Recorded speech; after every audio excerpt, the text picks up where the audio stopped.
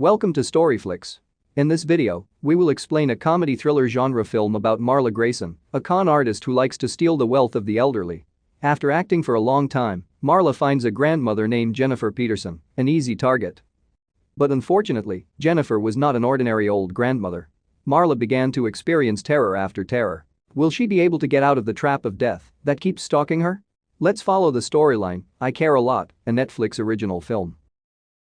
The film I Care a Lot begins in a nursing home where the elderly live and are cared for by patient nurses. The place looked as pleasant as heaven. But the scene quickly shifts when a man named Feldstorm arrives and starts to force his way in to meet his mother. Instead of being well received, Fieldstone was expelled and not allowed to meet his own biological mother. A commotion ensued between Feldstrom and the nursing home staff until finally, Feldstrom was repulsed. In court, Feldstrom couldn't take it anymore and told her that Marla Grayson had forced her mother to stay in a nursing home when she clearly refused. Apart from that, Marla also sold her house, car, and all her mother's possessions with the excuse of paying for her stay in the nursing home. In fact, Feldstrom was forbidden to meet his own mother. Meanwhile, Marla's reputation was well known in court. She is even considered an angel who cares for the elderly. Marla also dodged that many elderly people were abandoned by their own children. They are often even left to starve to death. That's why she came and saved Feldstrom's mother. On the other hand, she said that the reason for selling his mother's house and all of the property was to pay for all of his mother's needs while in a nursing home. The painful thing is that the judge believes that everything Marla has done is right and still gives custody of Feldstrom's mother to Marla. Outside the court, Feldstrom was furious and threatened that one day Marla would definitely be killed. But Marla didn't care at all and immediately sped away with her lover, Fran. Back in her office, Marla has many employees, and it's clear she runs a profitable business. She has a list of all the elderly who have become victims. That's when Marla got a call from James, who is the head of the nursing home. James said that one of the elderly named Alan had just died, whereas Marla intended to drain the poor man's fortune for at least a few more years. Now Marla knew she had to find a replacement for Alan. Marla and Fran then go to the hospital to meet their friend, Karen, a doctor by profession. Karen is the source that provides the elderly with information if they need care in a nursing home. At that time, Karen said that she had one very suitable target and would definitely benefit Marla. But this time, because of asking for more bonuses. She even wanted shares if Marla were to get this next target. Karen provides data on a patient named Jennifer Peterson. A grandmother who has symptoms of senile dementia and does not have a husband and children or family. A grandmother living alone who wouldn't give Marla a hard time like Feldstrom did. Fran then researched Jennifer and found out that the old woman was clearly living alone and retired with a lot of money. She even owns a house and a private car. Marla decides that her next target is Jennifer Peterson. The story continues into the trial, where Karen asks if Jennifer is old and unable to take care of herself. So Karen recommends Jennifer be taken to a nursing home. Amazingly, without thinking twice, the court judge immediately granted the request. One morning, Jennifer was at home enjoying a cup of tea. Without her knowing that her life will not be the same again shortly. Marla came in and started explaining that the court had asked her to take care of Jennifer because she wouldn't be able to take care of herself. Even though Jennifer is very sure if she is fine and can still take care of herself. Because she was old and didn't understand everything Marla said, Jennifer finally agreed to go with her, a big wrong decision. Jennifer immediately packed up and was taken by Fran to a nursing home. But before Jennifer could go any further, Marla asked for her house keys with the excuse that she would take care of them. Jennifer arrived at the nursing home and was greeted by James. There the nurses greeted with smiles, as if welcoming a new lump of gold into their home. Arriving at the room, Marla assured that Jennifer would be fine and just enjoy her time in the nursing home. Marla asked for Jennifer's cell phone and she quickly took it. Now, the poor old granny is caught up in Marla's dirty game. Marla and Fran act quickly and start robbing Jennifer's house. They immediately vacated her house, took her valuables, and sold them. The antiques in the house were auctioned off. Meanwhile, back at the nursing home, Jennifer was completely dazed by what was going on. She is not allowed to leave the orphanage even she can't get her cell phone back. Even when she rebelled, the doctors would inject her with various drugs and silence her. Behind a drawer, Marla found a key. The key that will lead her to even greater treasures. So with the key she found, Marla came to the bank and started opening Jennifer's safe. What she found was astonishing. Marla finds a lot of money and jewelry. But in a book, she actually found an envelope containing diamonds. A massive pile of diamonds. Obviously, Jennifer really is the perfect target that made her rich. Meanwhile at Jennifer's house, which is being painted for resale, a yellow taxi approaches. A man named Alexei came and looked astonished by what had happened to the house. But when asked by Fran, Alexei immediately left. On the other side of town, a dwarf man named Roman Lunyov bought some cakes and macarons. It seems that the man is an important person because he has a private driver with a luxury car. It turns out that Roman actually went to a parking lot and waited for Alexei, who was supposed to come with Jennifer, but at that time, Alexei came alone. Roman seems very angry because he can't meet Jennifer. Alexei was confused because Jennifer's house was suddenly sold and all the furniture in her house was gone.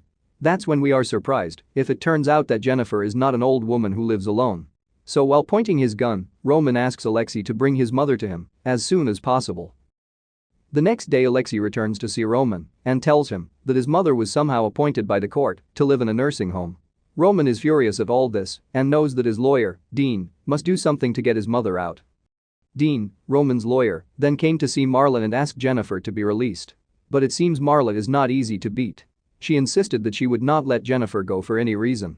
Even though Dean has repeatedly warned that Jennifer is not an ordinary person and the person assigned him is powerful and can threaten Marla's life. Even when Dean offers so much cash that it fills a suitcase, Marla insists she will keep Jennifer. Marla then meets with Jennifer and asks if she knows Dean. But Jennifer insisted she didn't want to tell Marla who had come looking for her. This clearly made Marla furious. She then meets with James and asks James to make Jennifer's life miserable in a nursing home. She asked James to reduce her pain medication, feeding her bad food and forcing Jennifer to work out harder. Not even entertainment anymore for Jennifer. Marla wanted Jennifer to apologize for bothering her.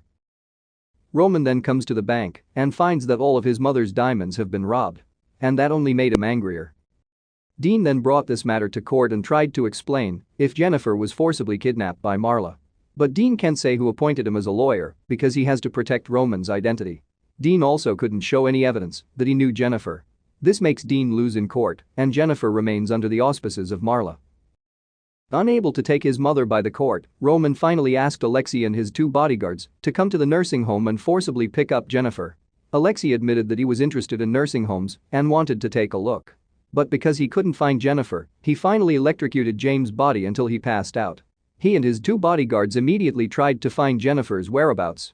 Finally, Alexei took Jennifer out of the nursing home while threatening people with his carrying gun. Unfortunately, just about to step out of the main door, Alexei was knocked back by Marla, who was already on guard. And Jennifer was brought back into the nursing home. Meanwhile, Roman, who was waiting in the car, couldn't do anything because he couldn't be seen in public.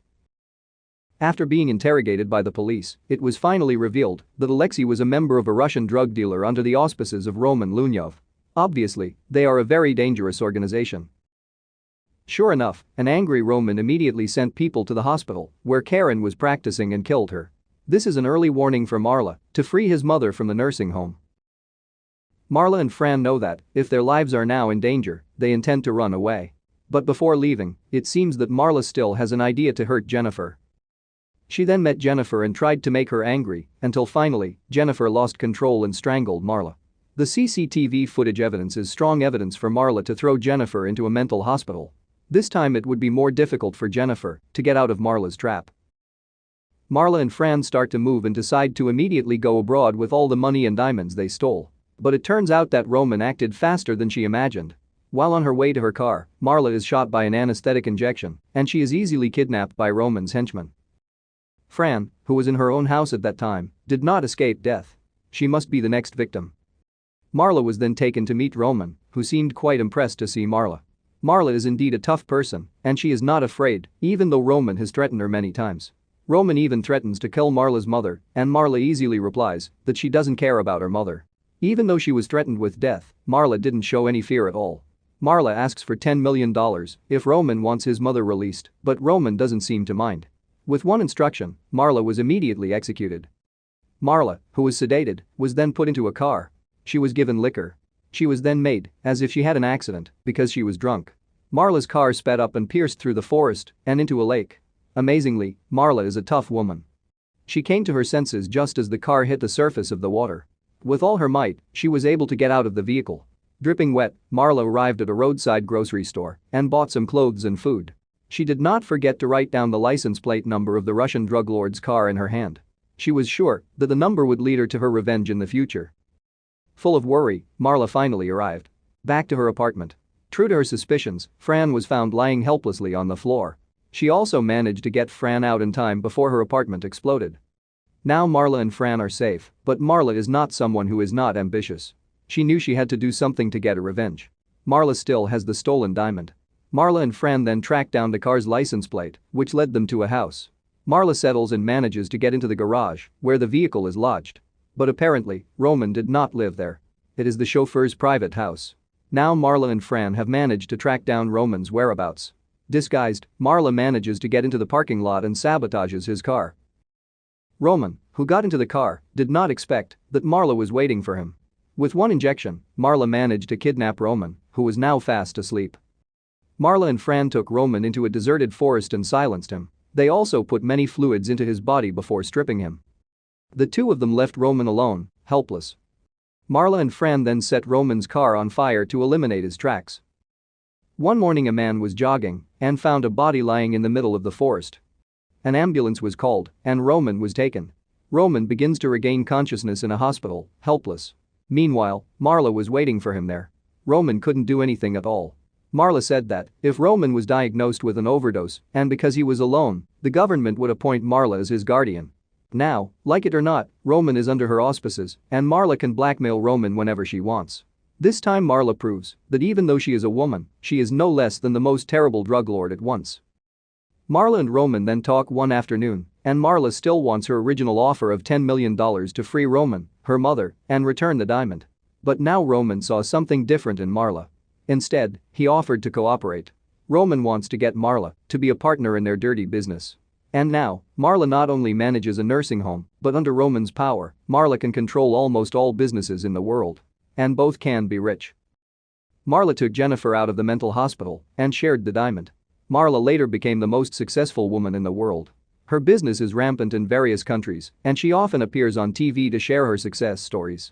Now nothing can match the success of a Marla Grayson. But is that the end of this story?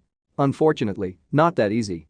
As she came out of her office with Fran, Feldstrom came back and took her life with one shot to the chest. Just like Feldstrom had said before, if he swore one day Marla would be killed. Now the super ambitious con woman has died in the midst of her glory. Subscribe for more storyline videos. Let's unpack it together.